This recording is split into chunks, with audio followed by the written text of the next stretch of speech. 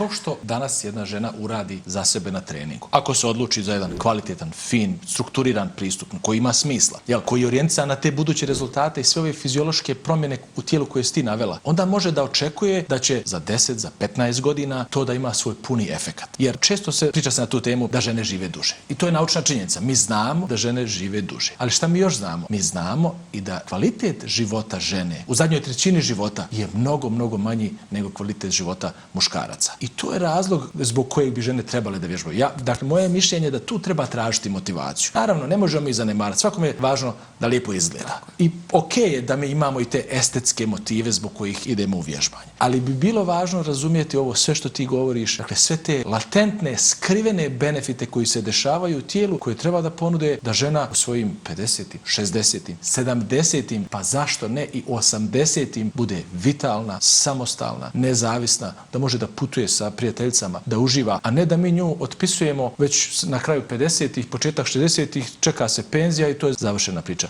Dakle, ja mislim da tu ima puno prostora za razgovor, mislim da o tome moramo razgovarati i ti i ja, gdje god da se pojavimo u nadi da ćemo doprijeti do određenog broja žena i na taj način stvarati neku kritičnu masu, da pogled na trening bude malo afirmativniji, malo pozitivniji, da se razumije zašto je važno vježbati, jer ćemo na taj način, pazi, i ti i ja smo roditelji, mi pokušamo da utičemo i na svoju djecu. Jer očekuješ ti da djeca tvoja gledajući tebe i šta ti radiš, to implementiraju u svom životu. Naravno, trebamo postaviti role modele, znači uzore u životu djece i prvi uzor koji djeca gledaju su roditelji.